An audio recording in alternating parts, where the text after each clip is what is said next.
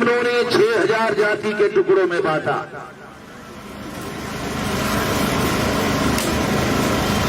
सत्रह 1700 जातियां schedule caste की है। 800 से ज्यादा ट्राइब शेड्यूल ट्राइब के लोग हैं और 3743 जातियां पिछड़े वर्ग ओबीसी की है। सारा मिलाकर देखिए 6000 से ज्यादा टुकड़े इन्होंने किए। अगर हम 6000 मान ले तो आपको पता चलेगा कि अंग्रेजों ने 2 टुकड़े किए हिंदू मुसलमान के नाम पर और ब्राह्मणों ने 6000 टुकड़े किए। तो हम बटे हुए लोग नहीं, बांटे हुए लोग हैं। इसलिए पहला मकसद है इन बांटे हुए लोगों को जगाया जाए और जगे हुए लोगों को जोड़ा जाए। पहले इनको जगाया जाए और जगे हुए लोगों को जोड़ा जाए। जोड़े हुए लोगों से शक्ति का निर्माण किया जाए। कमजोर लोग ताकतवर लोगों के विरोध में लड़ाई नहीं लड़ सकते। लड़ाई लड़ने के पहले उनको शक्ति अर्जित करनी होगी, ताकत अर्जित करनी होगी और इसलिए जगे हुए लोगों को जोड़ना होगा।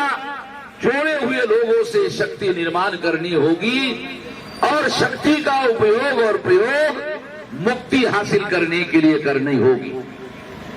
तो ये इस परिवर्तन यात्रा का बड़ा और पहले नंबर का मकसद है। दूसरे नंबर का मकसद है कि ईवीएम जो इस देश के साधारण लोगों के वोटों की चोरी की जा रही है, चोरी नहीं बल्कि डाका डाला जा रहा है। वोटों पर डाका डाला जा रहा है। जब तक वोट की चोरी हो जाएगी,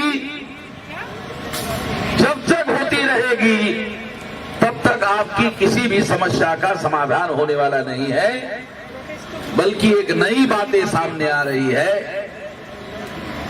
जिन समस्याओं का समाधान हो चुका था वो समस्याएं दोबारा पैदा हो रही। ये ईवीएम का ही चमत्कार है।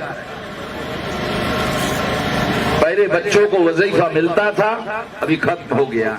इसका मतलब है पहले समस्या का समाधान था, अभी समाधान की हुई समस्या दोबारा पैदा हो रही। ये सब ईवीएम का चमत्कार है। इसलिए आप लोगों को ईवीएम का भंडाफोड़ करने के लिए ये दूसरा मकसद हमने बनाया और ईवीएम का भंडाफोड़ करने के पीछे और भी एक बहुत बड़ी वजह है। 8 अक्टूबर 2013 को सुप्रीम कोर्ट ने ईवीएम मशीन के विरोध में फैसला दिया। 8 अक्टूबर 2013 को सुप्रीम कोर्ट ने ईवीएम मशीन के विरोध में फैसला दिया और उस फैसले में सुप्रीम कोर्ट ने लिखित है कि EVM machine free, fair and transparent चुनाव नहीं कर सकती। फ्री यानी मुक्त चुनाव नहीं कर सकती, फेयर यानी निष्पक्ष चुनाव नहीं कर सकती, ट्रांसपेरेंट यानी पारदर्शी चुनाव नहीं कर सकती। ये बड़े बड़े शब्द है, आपको समझने में दिक्कत होगी, इसलिए तीनों शब्द का निचोड़ बताता हूं कि ये मशीन ईमानदारी से चुनाव नहीं करवा सकती। एक शब्द में इसका मतलब है ये चुनाव में मशीन बेईमानी करेगी। तो जो फैसला 8 अक्टूबर 2013 को सुप्रीम कोर्ट ने दिया, उस फैसले की खबर भारत का जो मीडिया है, चाहे इलेक्ट्रॉनिक मीडिया, टीवी हो, चाहे अखबार हो, प्रिंट मीडिया हो, इन लोगों ने 13, 14, 15, 16, 17, 18, 19 इतने साल हो गए, अभी तक सुप्रीम कोर्ट ने ईवीएम के विरोध में दिए हुए फैसले की खबर नहीं छापी। मैं सोशल मीडिया के लोगों का धन्यवाद ज्ञापन करता हूं कि वो लोग ईवीएम की खबरें दिखाने का काम कर रहे हैं।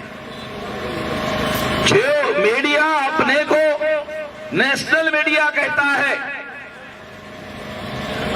टीवी वाले और अखबार वाले, उन्होंने सुप्रीम कोर्ट ने फैसला दिया कि EVM machine free, fair and transparent चुनाव नहीं कर सकती। वो खबर 13, 14, 15, 16, 17, 18, 19 अभी तक खबर नहीं छापी, न टीवी वालों ने दिखाई।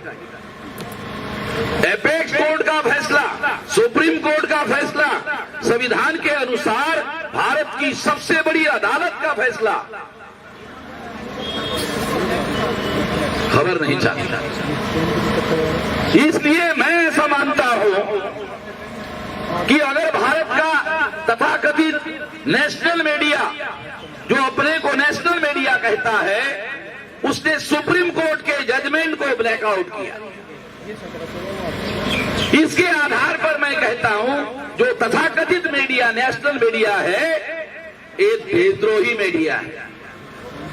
130 करोड़ की जनसंख्या वाला जो देश का जनतंत्र है, लोकतंत्र है, उसके साथ गद्दारी करने का यह मामला है। मैं ये नहीं कह रहा हूं कि वामन मेश्राम की खबर छापो, सुप्रीम कोर्ट ने फैसला दिया, उसकी भी खबर आप नहीं छाप रहे हो। सुप्रीम कोर्ट की खबर को आप ब्लैकआउट कर रहे हो। एरोगेंसी की हद होती है, दादागिरी की हद होती है, बदमाशी की हद होती है। आप सुप्रीम कोर्ट का दिया हुआ फैसला नहीं छाप रहे हो और लोगों को जानकारी नहीं दे रहे हो, लोगों को जानकार नहीं बना रहे हो।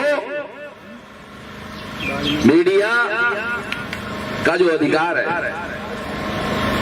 वो इंडस्ट्रियल लाइसेंस के तहत मीडिया शुरू नहीं किया जा सकता।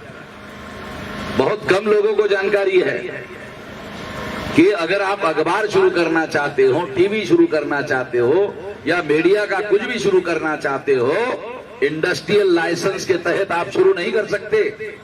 आर्टिकल 19 भारत के संविधान के आर्टिकल 19 के तहत जो फंडामेंटल राइट है, freedom of speech and freedom of expression, ये जो मौलिक अधिकार है, इसके तहत आपको अखबार की अलग अनुमति लेनी पड़ती है। इसका मतलब यह है कि संविधान ने freedom of speech and freedom of expression के तहत मीडिया को अधिकार दिया है। जिस संविधान ने मीडिया को अधिकार दिया है, जिस संविधान ने लोकतंत्र के अधीन फोर्थ स्टेट के तौर पर अधिकार दिया है, उसी डेमोक्रेसी को, उसी जनतंत्र को खत्म करने के लिए ईवीएम को लाया गया और उसके विरोध का सुप्रीम कोर्ट का फैसला मीडिया के लोगों ने लोगों को नहीं बताया। इसलिए मैं कह रहा हूं ये तथाकथित जो नेशनल मीडिया है, ये देशद्रोही मीडिया है।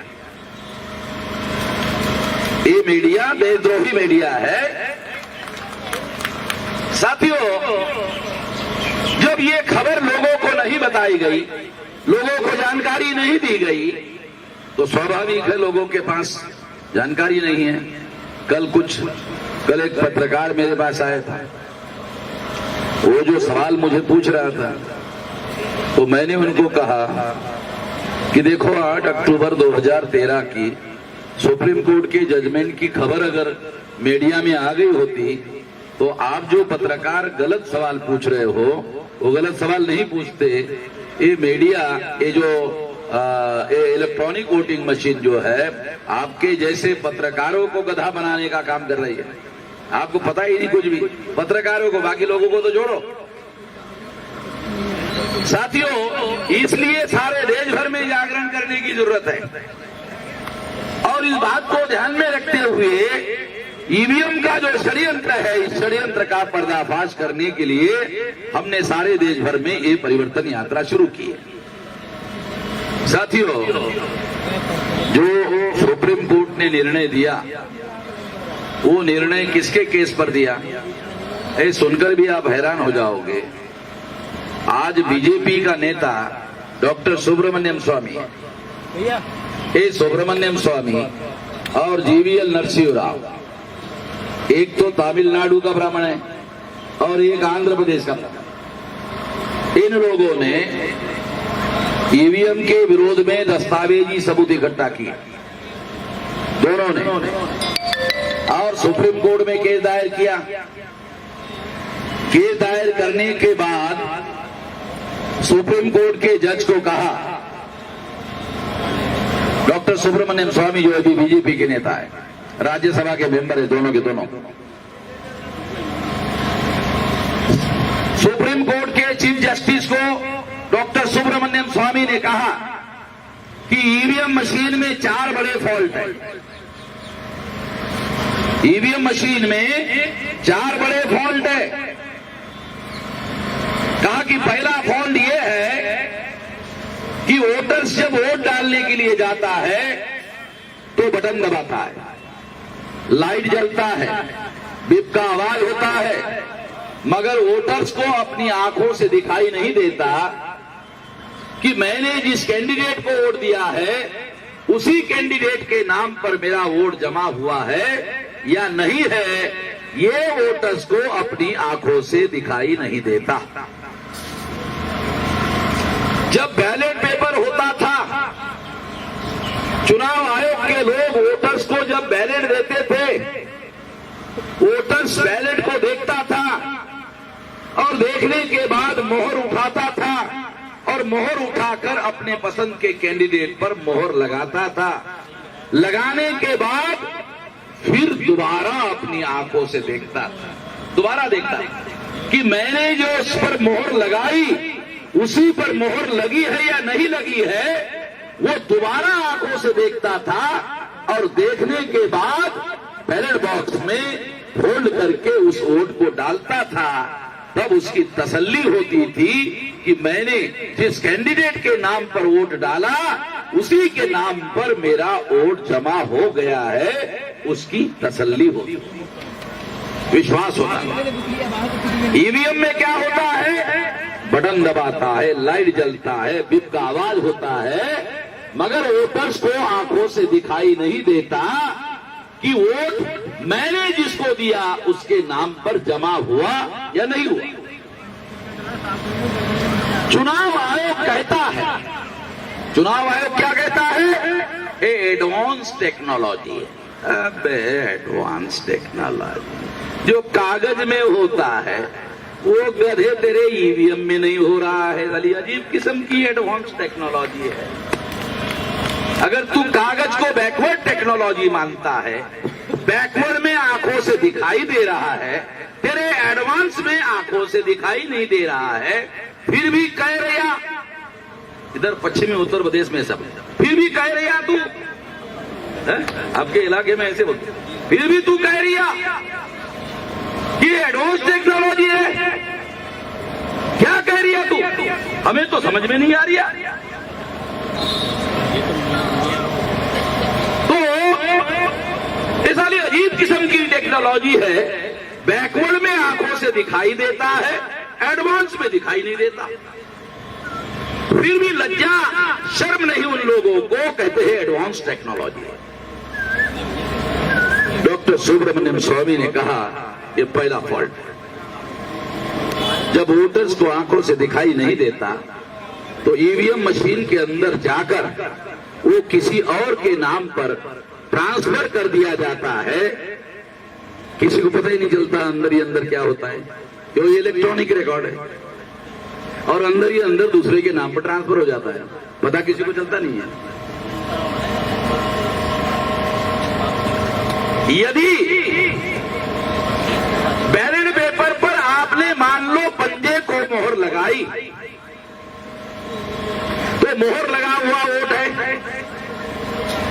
कितनी भी ताकत लगाओ, मोहर लगाया हुआ वोट, पंजे को मोहर लगाया हुआ वोट, कमल के फूल को ट्रांसफर नहीं किया जा सकता, क्योंकि पंजे पर मोहर लगी हुई है। इलेक्ट्रॉनिक वोट क्या है, इलेक्ट्रॉनिक रिकॉर्ड है। इलेक्ट्रॉनिक रिकॉर्ड में दूसरा वोट इलेक्ट्रॉनिक रिकॉर्ड के अंदर जाकर फिर इलेक्ट्रॉनिक रिकॉर्ड में संख्या में ऐड हो जाता है। पहला फॉल्ट है। डॉक्टर सुब्रमण्यम स्वामी ने कहा दूसरा फॉल्ट ये है कि ईवीएम मशीन में वोट जमा होने के बाद उस वोट का फिजिकल एविडेंस नहीं रहता है। अब इसे इसको समझ लो, भारत में मेरे अलावा कोई भी ये बात आपको समझाने वाला नहीं है। मैं आपको समझा रहा हूं, इलेक्ट्रॉनिक वोटिंग का इलेक्ट्रॉनिक रिकॉर्ड मशीन में फिजिकल एविडेंस नहीं रहता है। बैलेट पेपर में क्या होता है जानते हो? आपने फोल्ड करके बैलेट बॉक्स में डाला, इलेक्शन कंडक्ट रूल के अनुसार इलेक्शन कमीशन को 6 महीने तक ये वोट बचा के रखना पड़ता है ताकि कोई आदमी अगर हाई कोर्ट सुप्रीम कोर्ट में जाए तो ये एविडेंस दिया जा सकता है। तो बैलेट पेपर का फिजिकल एविडेंस रहता था, इलेक्ट्रॉनिक वोटिंग मशीन में वोट का फिजिकल एविडेंस नहीं रहता है। और फिजिकल एविडेंस ना रहने की वजह से ये वोट, क्योंकि फिजिकल एविडेंस है, उस पर आपने पंजे पर मोहर लगाई है, वो कमल के फूल पर ट्रांसफर नहीं हो सकता क्योंकि मोहर लगी हुई है पंजे पर। ये दूसरा फॉल्ट है। डॉक्टर सुब्रमण्यम स्वामी ने सुप्रीम कोर्ट के चीफ जस्टिस को कहा है दूसरे नंबर का फॉल्ट है। तीसरे नंबर का फॉल्ट यह है ईवीएम मशीन में फिजिकल एविडेंस नहीं होता है, इसलिए फिजिकल वेरिफिकेशन नहीं हो सकता। फिजिकल वेरिफिकेशन अंग्रेजी शब्द है, उसका हिंदी ट्रांसलेशन है भौतिक सत्यापन नहीं हो सकता। भौतिक सत्यापन का क्या मतलब है? भौतिक सत्यापन का मतलब है अगर कोई कैंडिडेट हार गया, वो एप्लीकेशन करता है रिटर्निंग ऑफिसर को, कहता है कि मुझे रिजल्ट मंजूर नहीं है, रिकाउंटिंग किया जाए। और रिकाउंटिंग पहले होती थी जब बैलेट पेपर होता था, और जब रिकाउंटिंग होती थी तो क्या होता था? रिकाउंटिंग में क्या होता था? फिजिकल वेरिफिकेशन होता था। 25-25 के गट्ठे बांधे रहते थे, फिजिकल वेरिफिकेशन में खोले जाते थे। खोलने के बाद एक एक बैलेट निकाला जाता था, देखा जाता था अच्छा किसका है, पंजे का है अलग रंग, किसका है कमल के फूल का अलग रंग, किसका है आम आदमी का झाड़ू है, अच्छा अच्छा इसको भी अलग रंग, अच्छा किसका है ये दिल्ली में और कोई पार्टी है उसका। तो ये अलग अलग जो पार्टियां हैं, उन पार्टियों को पड़े हुए वोट उसके गट्ठे खोले जाते थे, दोबारा अपनी आंखों से देखा जाता था, और देखने के बाद अलग अलग रखा जाता था। इस प्रक्रिया को अंग्रेजी में कहते हैं फिजिकल वेरिफिकेशन, हिंदी में कहते हैं भौतिक सत्यापन। भौतिक सत्यापन के बगैर, फिजिकल वेरिफिकेशन के बगैर रिकाउंटिंग नहीं हो सकती। ये पूर्व शर्त है रिकाउंटिंग की कि फिजिकल वेरिफिकेशन होना चाहिए, जो कि ईवीएम मशीन में फिजिकल एविडेंस नहीं होता है, इसलिए फिजिकल वेरिफिकेशन नहीं हो सकता। ये तीसरा फॉल्ट सुप्रीम कोर्ट के जज को डॉक्टर सुब्रमण्यम स्वामी ने बताया। चौथा फॉल्ट कि इसका फिजिकल वेरिफिकेशन नहीं होता है, इसीलिए रिकाउंटिंग की कोई भी सिस्टम ईवीएम मशीन में उपलब्ध ही नहीं है। ईवीएम मशीन में रिकाउंटिंग की सिस्टम क्यों नहीं रखी? क्यों नहीं रखी? यदि रिकाउंटिंग ईवीएम मशीन में हो गई होती तो सारी चोरी पकड़ी गई होती। तो जिन्होंने ईवीएम मशीन बनाने का ऑर्डर दिया, उन्होंने ऑर्डर कैसे दिया होगा आपको कल्पना करके बताता हूं। किसी के घर में शादी होती है, तो शादी होती है तो दुकानदार के पास जाता है, कहता 4 किलो पकौड़ी चाहिए, ऑर्डर दे रहा है 4 किलो पकौड़ी चाहिए। तो दुकानदार पूछता है कौन सी पकौड़ी चाहिए, पालक पकौड़ी चाहिए, प्याज वाली पकौड़ी चाहिए, पनीर वाली पकौड़ी चाहिए, आलू वाली चाहिए, गोभी वाली चाहिए, कौन सी चाहिए? तो ऑर्डर देने वाला आदमी ऑर्डर देता है पनीर की पकौड़ी चाहिए। तो ऑर्डर देने वालों ने पनीर की पकौड़ी का ऑर्डर दिया, तो पनीर की पकौड़ी बनाकर दुकानदार देगा। उसी तरह से ईवीएम मशीन बनाने वाले लोगों ने ऑर्डर दिया, भैया चोरी करने वाली मशीन चाहिए। ध्यान रखना, तो फैक्ट्री को ऑर्डर दिया, ऑर्डर दे पकौड़ी का ऑर्डर दिया, तो जैसा ऑर्डर होगा वैसी पकौड़ी बनेगी। तो उन्होंने ऑर्डर दिया मशीन बनाने वालों ने, भैया ध्यान रखना चोरी करने वाली मशीन चाहिए। और ये भी ध्यान रखना 130 करोड़ की चोरी करनी है, मतलब छोटा मोटा चोरी करना नहीं है। ध्यान रखना, ये डाका डालने वाला मामला है तो पैसा थोड़ा सा ज्यादा ले लेना, मगर ध्यान रखना कि चोरी करने वाली मशीन चाहिए। जैसा ऑर्डर दिया जाएगा वैसी मशीन बनेगी, ऑर्डर जैसा दिया जाएगा वैसी मशीन बनेगी।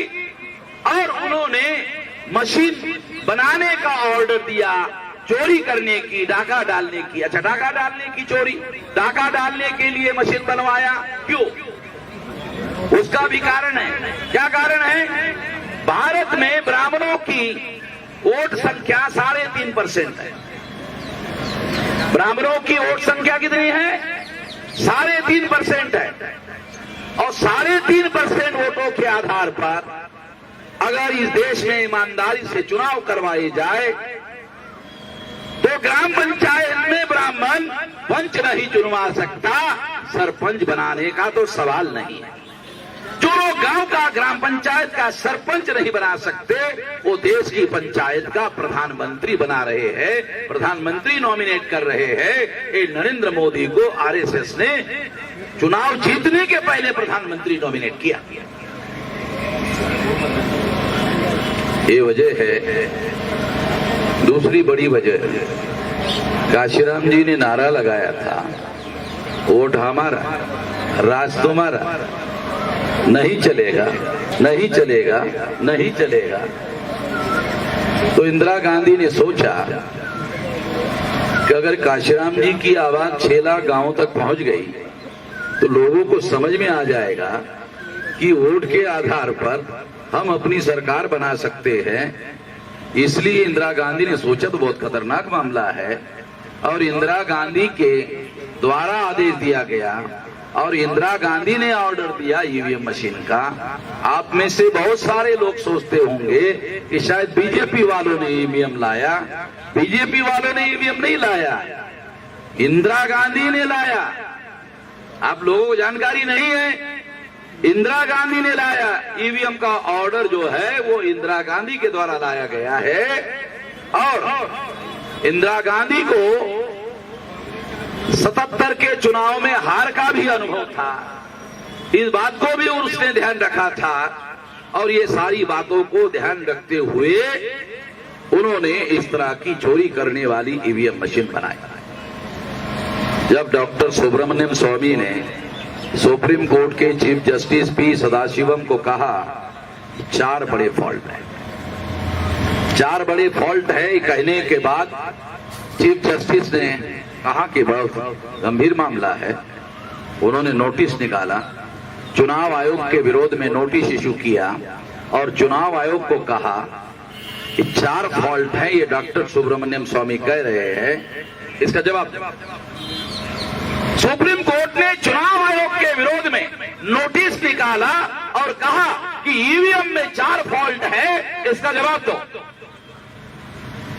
ईवीएम मशीन साली चोरी करने वाली मशीन चुनाव आयोग और भारत सरकार ने ही ऑर्डर दिया, तो चुनाव आयोग को तो मालूम था कि चोरी करने वाली मशीन है, इसलिए चुनाव आयोग ने इसका कोई जवाब नहीं दिया।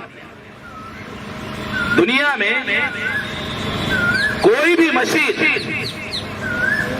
जिस पर्पस के लिए बनाई जाती है, उस पर्पस के लिए अगर वो मशीन सही है तो उसके लिए पेटेंट सर्टिफिकेट मिलता है। ईवीएम मशीन का भारत सरकार के पास कोई पेटेंट नहीं है। भारत सरकार ने पेटेंट के लिए एप्लीकेशन किया था, करने का सबूत मेरे पास है। और जब पेटेंट ऑर्गेनाइजेशन ने भारत सरकार को और चुनाव आयोग को कहा ये मशीन खोलनी पड़ेगी, एक्सपर्ट लोगों को दिखानी पड़ेगी, एक्सपर्ट लोग रिपोर्ट तैयार करेंगे कि ये मशीन जिस चुनाव के लिए बनाई है, चुनाव के लिए ये मशीन सही है या गलत है, इसका रिपोर्ट एक्सपर्ट बनाएंगे। एक्सपर्ट बनाने के रिपोर्ट के बाद आपको पेटेंट सर्टिफिकेट दिया जाएगा। चुनाव आयोग को समझ में आया, भारत सरकार को समझ में आया कि इसका पेटेंट सर्टिफिकेट लेने के लिए मशीन ओपन करनी पड़ेगी और हमारी चोरी पकड़ी जाएगी। भारत सरकार ने जो एप्लीकेशन किया था वो एप्लीकेशन विड्रॉ कर दिया। एप्लीकेशन करने का सबूत मेरे पास है, एप्लीकेशन विड्रॉ करने का भी सबूत मेरे पास, ये मैंने सुप्रीम कोर्ट को दिया। तो भारत सरकार के पास ये मशीन जिस पर्पस के लिए बनाई गई, उस पर्पस के लिए ये मशीन ईमानदार है, इसका भी सर्टिफिकेट नहीं है, पेटेंट सर्टिफिकेट नहीं है। साथियों, बाद में जब चुनाव आयोग ने जवाब नहीं दिया तो सुप्रीम कोर्ट ने स्वीकार किया ईवीएम मशीन फॉल्टी है। ध्यान से सुनो, बहुत कीमती गंभीर बात है। सुप्रीम कोर्ट ने मान लिया ईवीएम मशीन फॉल्टी है और स्वीकार करने के बाद चीफ जस्टिस ने डॉक्टर सुब्रमण्यम स्वामी को पूछा, डॉक्टर साहब चुनाव में हम ईवीएम मशीन को रखना चाहते हैं, ईवीएम मशीन में सुधार करने के लिए आपके पास कोई सुझाव है? डॉक्टर सुब्रमण्यम स्वामी ने कहा सुझाव है। क्या सुझाव है? डॉक्टर सुब्रमण्यम स्वामी ने सुप्रीम कोर्ट के चीफ जस्टिस को कहा कि देखिए, ईवीएम मशीन आने के पहले हमारे देश में एटीएम मशीन थी। जस्टिस, हाँ एटीएम मशीन थी।